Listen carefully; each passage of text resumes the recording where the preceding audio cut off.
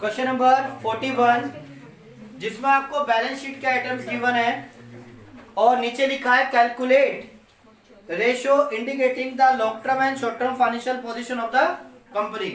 तो कंपनी की long term financial position कौन बताती है? डेब्ट इक्विटी रेशियो। तो आपको डेब्ट इक्विटी रेशियो निकालनी है। क्वेश्चन के अंदर आपको लॉन्ग टर्म लोन दिया है फ्रॉम आईडीबीआई, यानी मैं डेट को डिफाइन कर रहा हूं।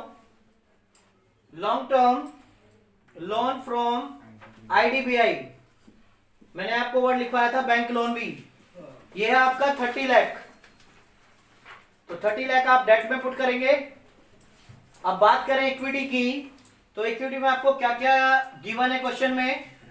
First is preference share 5 lakh, equity share 15 lakh, security premium reserve 1 lakh, reserve and surplus 4 lakh. अब यहां गलती हो जाती है। देखो क्वेश्चन में आपको ये एसपीआर दिया हुआ है और ये रिजर्व एंड सरप्लस ऑटोमेटिकली एक खुद हेड है जिसके अंदर एसपीआर आपका आता है।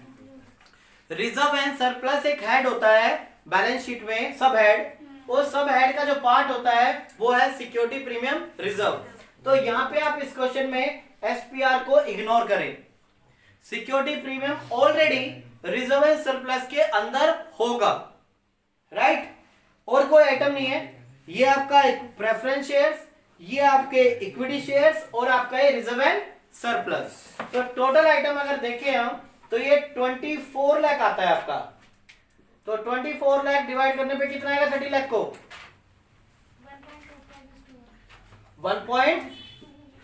1.2। तो आंसर आ गया 1.25 रेशो 1। ये था आपका इसका ए पार्ट। बी पार्ट में पूछा था कि शॉर्ट टर्म फाइनेंशियल पोजीशन बतानी है।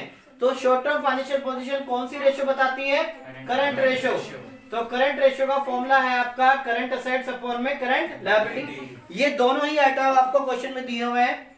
12 लाख और 8 लाख डिवाइड करने पे कितना आएगा? 1.5। तो 1.5 रेशियो 1 आपका आंसर। क्लियर है? तो 41 क्वेश्चन में आपसे लॉन्ग टर्म फाइनेंशियल पोजीशन और शॉर्ट टर्म फाइनेंशियल पोजीशन पूछी थी, डायरेक्ट आपसे नहीं पूछा गया है। तो आपको पता होना चाहिए कि लॉन्ग टर्म फाइनेंशियल पोजीशन कौन सी रेशियो बताती है? डेब्ट इक्विटी रेशियो। और शॉर्ट टर्म फाइनेंशियल पोजीशन बताती है करंट रेशियो।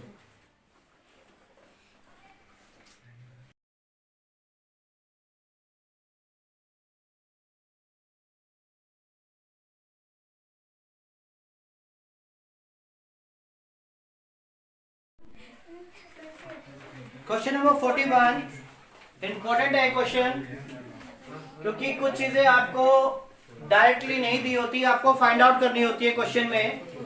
अब ये फॉर्मूला है डेट अपॉन में इक्विटी। तो देखते हैं क्वेश्चन में आपको डेट में क्या क्या दिया हुआ है।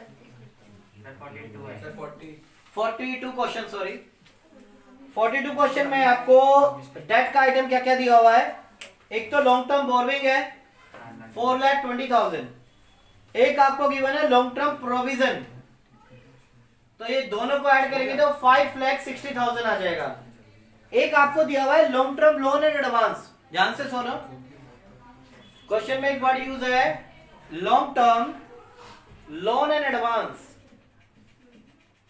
ये लायबिलिटी नहीं होती है, ये असेट्स है।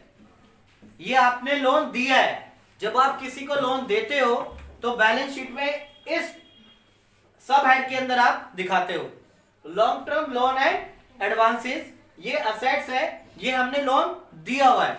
स्टूडेंट्स क्या करते हैं, इसी वाले डेट के अंदर इसको ऐड कर देते हैं, तो गलत हो जाता है। तो फिलहाल क्वेश्चन के अंदर आपको लॉन्ग टर्म बोरोइंग दी हुई है, ये आपका डेट है, और लॉन्ग टर्म प्रोविजन दिया हुआ है। तो डेट हो गया आपका 5,60,000। क्वेश्चन में देख रहा हूं तो मैं क्वेश्चन में मुझे इक्विटी नजर नहीं आ रही है। क्वेश्चन में आपको इक्विटी नहीं दी हुई है। तो मैं आपको यहाँ पे किस तरीके से समझा रहा हूं वो ध्यान से देखना। एक ओवरव्यू दे रहा हूं बैलेंस शीट का। पहले आपको, अगर हम बैलेंस शीट बना रहे हैं, यहां पे आप बैलेंस शीट का पुराना मेथड यूज कर सकते हैं वर्किंग नोट में, उसमें कोई दिक्कत नहीं है। जरूरी नहीं आप यहाँ पे पूरा फॉर्मेट बनाएं। ये आपकी लायबिलिटी साइड, ये आपकी असेट साइड। थोड़ा सा ओवरव्यू देखते हैं इसमें क्या क्या चीजें आती हैं। फिक्स असेट्स, इन्वेस्टमेंट और करंट असेट्स, यही आती हैं।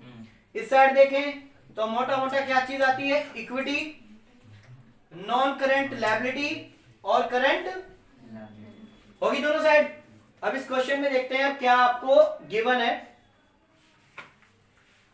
तो उसके हिसाब से मैं बैलेंस शीट बना रहा हूं और बैलेंस शीट से जो है मैं ये फिगर फाइंड आउट करूंगा इक्विटी की।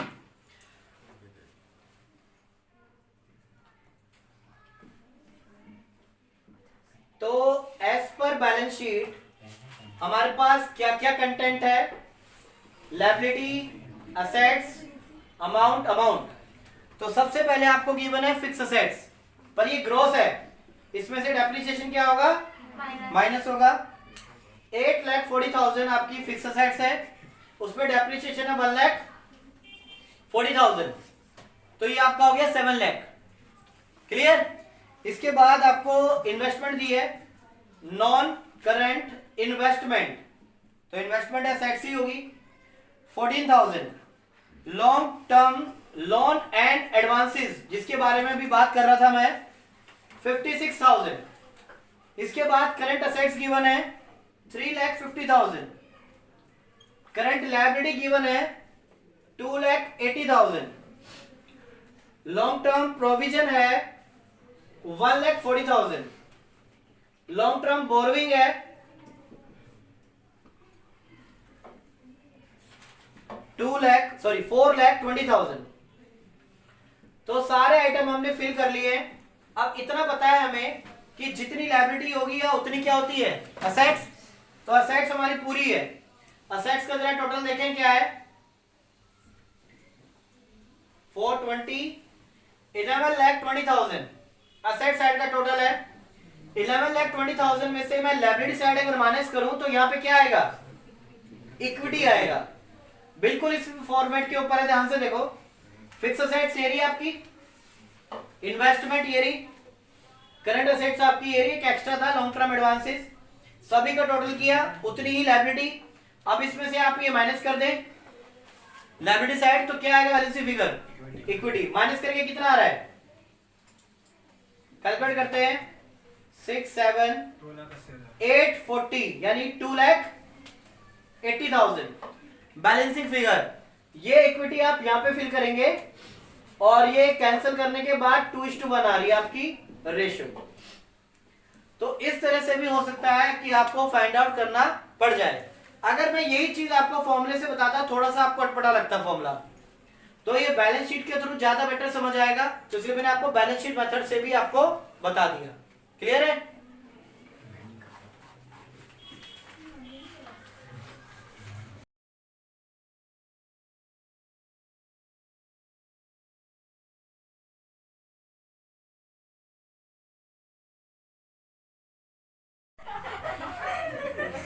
फोर्टी 46 क्वेश्चन स्टार्ट करते हैं। 46 क्वेश्चन के अंदर आपको बैलेंस शीट गिवन है, और बैलेंस शीट जब गिवन होती है तो आइटम ज्यादा बेटर रहते हैं देखने। क्वेश्चन में नॉन करंट लायबिलिटी दी हुई है जो कि आपका डेट होता है, लिखा है साफ साफ लॉन्ग टर्म बोरोइंग, ब्रैकेट में डिवेंचर भी मेंशन किया हुआ है, तो ये आ गया आपका 2,50,000। उसके बाद इक्विटी भी आपको मेंशन है, इक्विटी में आपका दिया हुआ है equity shares plus preference shares दोनों मिला के 10 लाख, और रिजर्व एंड सरप्लस, तो ये हो गया आपका 12,40,000। चलो डिवाइड करके बताओ क्या आएगा, 0.2 यानी कि 0.2:1। तो इक्विटी आपको मेंशन थी, ये आपके दोनों शेयर कैपिटल, प्रेफरेंस और equity plus reserve and surplus, दोनों को ऐड करोगे आपके इक्विटी आ जाएगी।